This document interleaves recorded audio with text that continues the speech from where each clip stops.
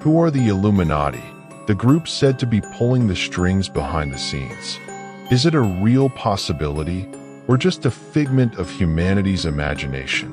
A mere urban legend? Is this rumor ultimately a good thing or a bad thing? Tonight, once again, we'll examine whether it's true or not from a Japanese perspective. Title: Freemasons, a deep dive into rituals, scandals, power, and persecution. 1. Introduction. The secret society you can actually join. In our previous lecture, I gave you a balanced overview of the Freemasons, their history, symbols, famous members, and conspiracy theories. Today, we go deeper, much deeper. We will explore the stonemason guilds of medieval Europe and how they transformed into speculative lodges. The 3 degrees of Masonry in vivid detail, what the candidate experiences, says, and learns. The higher degrees, the Scottish Rite, 32 degrees plus 33rd honorary, and the York Rite, Knights Templar. The real scandals that almost destroyed Freemasonry, the Morgan Affair, the Taxil hoax, and the P2 Lodge, which we touched on. The centuries of persecution, from the Catholic Church, Nazi Germany, and modern fundamentalist groups. The actual political influence of Freemasons, not the mythical world control, but documented contributions to democracy, science, and charity. And finally, Freemasonry today, an aging fraternity struggling to survive in the 21st century. This will be more historical, more ritual-focused, and more critical than the first version. By the end, you will understand not just the facts about Freemasonry, but the internal logic that makes it meaningful to its members. Let us begin at the very beginning. The medieval stonemasons who built the cathedrals. 2. The operative origins, from stonecutters to secret guilds. The medieval building boom, 1100 to 1500 across Europe. Thousands of cathedrals, castles, and churches were built. These projects required skilled stonemasons, men who could cut, shape, and place stone with precision. Masons traveled from town to town, following the work. To protect their trade secrets, and to ensure that traveling masons were qualified, they formed guilds. Guild secrets, passwords. To prove you were a trained mason, you would give a specific word. Handshakes, distinctive grips that identified your level of skill. Signs, gestures, like holding a hand a certain way, that signaled your trade. Knowledge of geometry, the secret science of medieval building. The old charges, 1390 to 1730, written documents called the Old Charges or Gothic constitutions outlined the rules of these guilds. They included legendary histories, claiming masonry dated back to Euclid or even to Adam and the Garden of Eden. These legends were not factual, but they gave the guilds ancient authority. The decline of operative masonry, 1500s, 1600s, with the Reformation and the rise of Renaissance architecture, cathedral building declined. Masonic lodges began accepting speculative, non-stonemason members, gentlemen, clergymen, scholars, and nobles. These men were interested in the moral and philosophical aspects of masonry, using building tools as metaphors for character building. The transition. By the early 1600s, lodges in Scotland and England had become mixed. A few operatives, actual stonemasons, and many speculatives. The operative traditions, secrecy, initiation, passwords, handshakes, were retained. But the purpose shifted from building stone cathedrals to building moral men. The first non-operative lodge, the Lodge of Edinburgh, Mary's Chapel, has records from 1599 that show non-stonemason members. This is the earliest evidence of speculative Freemasonry. 3. The birth of modern Freemasonry, 1717 Grand Lodge. The 4 London lodges. In 1717, representatives of 4 London lodges met at the Goose and Gridiron Ale House in St. Paul's Churchyard. They formed the Grand Lodge of England, the first governing body for Freemasonry.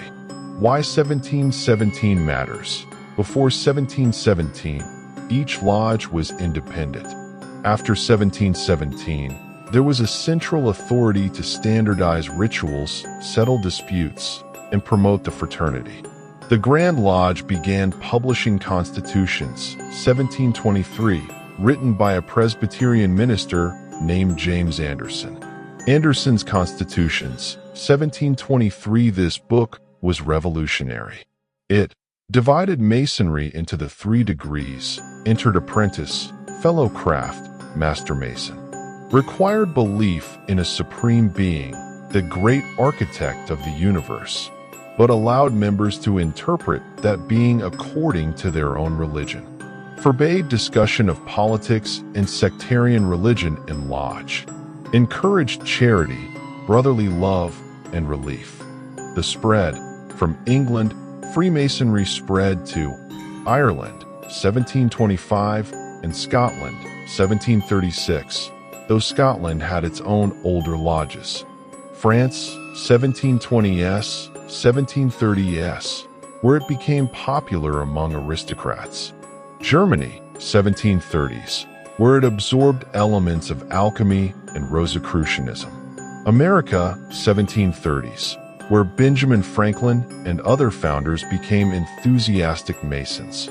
The Ancients versus Moderns Schism, 1751 to 1813. For 60 years, English Freemasonry was split between 2 grand lodges, the Moderns, original 1717, and the Ancients, Irish-style rituals. They united in 1813 to form the current United Grand Lodge of England, UGLE. The union required compromises, which is why some rituals have minor variations between lodges today. 4. The 3 degrees. A detailed walkthrough. Let me now walk you through what actually happens during the 3 degrees of craft Freemasonry. This information has been published publicly for centuries. I am not revealing any oath-protected secrets. Before the 1st degree, the candidate is interviewed by lodge officers. He must be a man. Traditional Masonry, women's and comasonic lodges exist separately. Believe in a supreme being. Be of legal age, usually 18 or 21. Come of his own free will, not be pressured. Have good moral character. The 1st degree, entered apprentice. The candidate is led into a preparation room. He is blindfolded, called hoodwinked, symbolizing ignorance and darkness. Has a rope, cable tow, around his neck, symbolizing dependence on the lodge. Left in darkness, symbolizing the state of uninitiated man. He is led into the lodge. The blindfold is removed. He sees the lodge lit by 3 great lights, the Bible, square, and compasses. He is taught his dugard, how to hold his hands, and sign, a gesture. His step, how to walk into the lodge. His grip, the first Masonic handshake, called a token. He receives the working tools of an entered apprentice. 24-inch gauge, rule. Divide your time into 3 parts: service to God, work for yourself, and rest/charity. Common gavel, hammer. Knock off the rough corners of your character, overcome vices. Chisel, the power of education that shapes the stone. He learns the importance of the cornerstone, his own foundation as a Mason. Duration, typically 30 to 60 minutes. He receives the working tools of a fellow craft, plumb, vertical line, symbolizing uprightness and justice. Square, morality and fairness. Level, equality and humility. He is taught the 7 liberal arts: grammar, rhetoric, logic, arithmetic, geometry, music, astronomy. Geometry is emphasized as the most noble of sciences. It is the basis of all Masonic symbolism. The winding staircase, a famous symbol in the second degree, a staircase with 3, 5, and 7 steps. It represents the progression of knowledge and virtue. This degree is about intellectual development. The third degree, Master Mason, the most dramatic and profound degree. The candidate is hoodwinked, but this time he is also made to wear a cable toe and a slip that can be pulled to simulate danger. He is led into the lodge, but this time he is not greeted warmly. He is told he is a pretender test. After proving himself, he is accepted, but then the ceremony turns dark. The legend of Hiram Abiff. Hiram is the master builder of King Solomon's temple. 3 ruffians, representing the vices of anger, ambition, and greed, demand the secret word of a master mason. Hiram refuses. They kill him. First with a blow to the neck, a 24-inch gauge, then to the chest, a square, then to the head, a gavel. Hiram's body is hidden. The other Masons search for him and find him after using the lion's paw, a symbol of resurrection.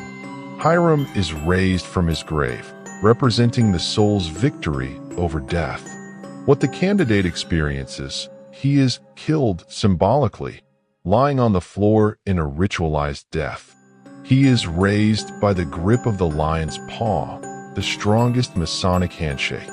He receives the 4th great light, the working tools of a master mason, a trowel, symbolizing spreading brotherly love. He learns the real secret word, which is never written down. Different jurisdictions use different words, but the most famous is M********************,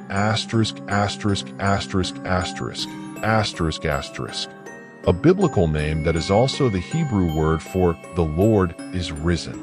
After the third degree, the candidate is now a master mason, a full mason. He is entitled to join other Masonic bodies, Scottish Rite, York Rite, Shriners, and may eventually become a lodge officer. 5. The higher degrees, Scottish Rite and York Rite. The higher degrees are not higher in authority, only more philosophical. A Master Mason has all core Masonic rites. Scottish Rite, 32 degrees plus 33 degrees honorary, developed in France in the 1700s. The Scottish Rite adds 29 degrees, 4 degrees through 32 degrees, that elaborate on Masonic philosophy. Examples: 4 degrees, Secret Master, Vows of Secrecy. 14 degrees, Perfect Elu, Vengeance for Hiram's murder, symbolic only. 18 degrees, Rose Croix, Christ-like sacrifice and resurrection. 30 degrees, Knight Kadosh, Chivalric Order. 32 degrees, Sublime Prince of the Royal Secret, highest active degree. The 33 degrees is honorary, awarded for exceptional service. It is not higher in power, it is recognition. Famous Scottish Rite members: Albert Pike, author of Morals and Dogma; John Philip Sousa, W.C. Fields. York Rite, 3 bodies. The York Rite, common in England and the U.S., is composed of Royal Arch Masonry, completes the Hiram legend. The candidate finds the lost word, the true name of God. Cryptic Masonry, additional degrees about hidden vaults and treasures. Knights Templar, a Christian chivalric order, only open to Christian Masons. They wear swords, white mantles, and red crosses. This is the only Masonic body that requires belief in specific Christian doctrines. The Shriners, ancient Arabic order of the nobles of the Mystic Shrine, founded in 1870. The Shriners are a Masonic appendant body, not a higher degree, but a social and charitable organization. To join, you must be a Master Mason. What they are known for: red fezzes, hats, parades in tiny cars. Children's hospitals. The Shriners' hospitals for children provide free orthopedic and burn care. This is a genuinely impressive charity. The Shriner mystique. Their ritual is theater of the absurd, pretending to be Arabic, using humorous pseudo-Islamic titles. In the 19th century, this was considered exotic entertainment. Today, it is sometimes seen as culturally insensitive, but the charity remains excellent. 6. The Morgan Affair, the scandal that almost destroyed American Masonry, the event that changed Freemasonry forever. In 1826, a disgruntled former Mason named William Morgan from Batavia, New York, announced he would publish a book revealing Masonic secrets. Before the book could be published, Morgan was arrested on a petty debt charge. After his release, he was kidnapped by Masons and never seen again. What happened to Morgan? Most historians believe Morgan was murdered by Masons, either drowned in Lake Ontario or buried under a building. No body was ever found, but the evidence, eyewitness accounts, confessions, was strong enough that several Masons were convicted of conspiracy, but not murder. The aftermath, the anti-Masonic Party, 1828 to 1834 public outrage was immense. Americans were already suspicious of secret societies. The Morgan Affair confirmed their fears. The Anti-Masonic Party was formed, the first third party in U.S. history. It nominated candidates for president, William Wirt, in 1832. Many Masonic lodges closed. Membership dropped from over 100,000 to under 40,000 in 3 years. Freemasonry became a political issue. Opponents claimed it was an aristocratic, elitist, anti-democratic conspiracy. The decline and revival. Freemasonry recovered slowly after 1840, but the damage was lasting. Anti-Masonic attitudes became part of American populist culture and later blended with anti-Illuminati conspiracy theories. Why the Morgan Affair is important? It shows that real Masonic secrecy can be dangerous when members commit crimes to protect it. The Morgan murder was a genuine scandal, not a conspiracy theory, and it permanently tarnished Freemasonry's reputation. 7. The Taxil Hoax, 1890s. The Fake Satanic Panic. Leo Taxil was a French anti-clerical writer. In the 1880s, he wrote books mocking the Catholic Church. Then he had a change of heart, or so he claimed. The fake expose, under the name Dr. Bentley, Taxil published a series of books claiming that Freemasonry was a satanic cult. He described black masses where the devil was worshipped, baby sacrifices, conspiracies to destroy Christianity. The books were sensational. They sold millions. The Catholic Church cited them as proof of Masonic evil.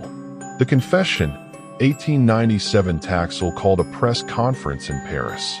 He announced that he had invented everything, every detail, every document, every witness. He had deceived the church for over a decade. He said, "My only regret is that I didn't start a new religion. I would have made more money." The aftermath, some Catholics refused to believe him. They claimed he was still a Mason, forced to confess by the Masons. Taxil laughed, but the damage was done. His forgeries are still quoted today on anti-Masonic websites. Why the Taxil hoax matters. It proves that many exposés of Freemasonry are complete fabrications. If you see a quote from Dr. Butterly or Leo Taxil, it is 100% fake. 8. The P2 Lodge, Propaganda Do. The real criminal conspiracy. I mentioned this briefly before. Let me expand, because it is the only verified case of a Masonic lodge being used for serious, illegal activity. The lodge, Propaganda Do, P2, was a Masonic lodge under the Grand Orient of Italy. In the 1970s, it was taken over by a criminal financier named Licio Gelli. What Gelli did? He admitted only select members, many of whom were not regular Masons. They were just criminals hiding under Masonic cover. The membership included the head of Italian military intelligence, major bankers, industrialists, newspaper editors, politicians, and future Prime Minister Silvio Berlusconi. P2 planned a coup d'état called Piano Solo to prevent the Italian Communist Party from taking power. They were linked to the murder of journalist Mino Pecorelli, who was investigating P2. They were linked to the Bologna station bombing, 1980, that killed 85 people, though this is disputed. They laundered money, smuggled weapons, and manipulated government contracts. The discovery, 1981 police raided Gelli's villa. They found a list of 953 P2 members and documents detailing the coup plans. The lodge was dissolved by the Grand Orient. Gelli fled. He was captured, tried, and died in 2015. Why this matters for understanding Freemasonry. P2 was a rogue lodge. It had been expelled from regular Freemasonry before the scandal broke. Most Masons condemn it.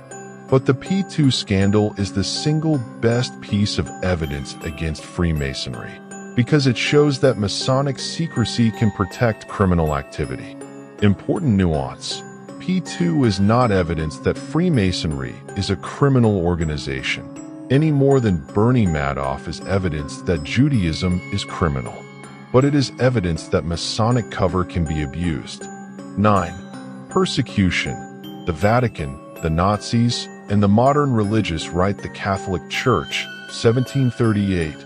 Present, the Vatican has condemned Freemasonry in multiple papal bulls, official decrees. The current code of canon law states, the faithful who enroll in Masonic associations are in a state of grave sin and are to be punished with interdict. Why the Church opposes Masonry. Masonry allows members of all religions, including non-Christians, as equals, undermining the uniqueness of Catholicism. Masonry teaches salvation by good works, not by faith in Christ. Masonry requires oaths on a great architect, not on the Trinity. The Church does not believe Masons are Satanists. The official position is that Masonry is incompatible with Catholic doctrine. Nazi Germany, 1930s. 1945, the Nazis hated Freemasonry. Hitler wrote in Mein Kampf that Masons were controllable instruments of the Jews. In 1935, all Masonic lodges were banned. Masons were arrested, sent to concentration camps, and forced to wear a pink triangle, later used for gay men, but originally for Masons. Tens of thousands died. Why the Nazis targeted Masons? Masonic values, international brotherhood, humanitarianism, were opposite to Nazi nationalism. Masonic secrecy was suspected to hide Jewish influence. Modern persecution. Russia, Freemasonry was banned under the Tsars, banned under the Soviets, and is still strongly discouraged under Putin. Lodges exist, but are harassed. Islamic countries. Masonry is banned in Saudi Arabia, Iran, Pakistan, Sudan, and most of the Arab world. It is viewed as a Zionist Western conspiracy. Some Protestant fundamentalists, especially in the U.S. South, still warn that Masonry is satanic or works-based salvation. The Southern Baptist Convention, 1993, declared Masonry incompatible with Christianity. 10. Masonic influence. Real, but not secret. What Freemasons have actually done. Documented. George Washington was a Mason. He was buried with Masonic rites. The cornerstone of the U.S. Capitol was laid by Washington in a Masonic ceremony, 1793. 14 U.S. presidents were Masons, including Truman, FDR, LBJ, and Ford. The Boston Tea Party, 1773, was planned at the Green Dragon Tavern, a Masonic meeting place.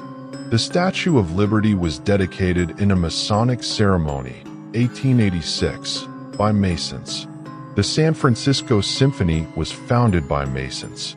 The Shriners Hospitals for Children have treated over 1.5 million children for free. What Freemasons have not done: start a world war, control the Federal Reserve, kill any president, worship Satan, caused the French Revolution. The decline. U.S. Masonic membership peaked at 4.1 million in 1959. Today, it is about 1 million, and the average age is over 65. Lodges are closing. Younger generations are not joining. Why the decline? Lack of time, two-income households, longer work hours. Loss of social capital, people join fewer organizations. The internet. Why meet in person when you can discuss online? Aging image. Masonry is seen as old men in aprons. 11. Conclusion. A secret society in an age of no secrets. Let me bring this deep dive to a close. Freemasonry is real. It is ancient by Western standards. It has secrets, but those secrets are not world domination or devil worship. They are ceremonial passwords, handshakes, and allegorical rituals that teach moral lessons. The Freemasons have done real good: charity, hospitals, scholarships. They have also been involved in real scandals: the Morgan murder, the P2 Lodge. They have been persecuted by the Catholic Church, by Nazis, by Islamic regimes. Today, Freemasonry is a shadow of its former self. Membership is aging and declining. The fraternity that once counted presidents, kings, and founding fathers among its members now struggles to recruit young men. But perhaps that is not a tragedy. Perhaps secret societies are less necessary in an open, democratic society. The Enlightenment ideals that Weishaupt sought to spread, reason, tolerance, representative government, are now mainstream. The secrets that Masons once protected are now available on Wikipedia. In the end, Freemasonry is not the hidden hand controlling history. It is a human institution, flawed, charitable, sometimes scandalous, often boring, and occasionally sublime. And that is a more interesting story than any conspiracy theory. Thank you for listening to this deep dive into Freemasonry, rituals, scandals, power, and persecution. Remember, the greatest secrets are not the ones kept from you, but the ones you never thought to question. Goodbye, goodbye, goodbye.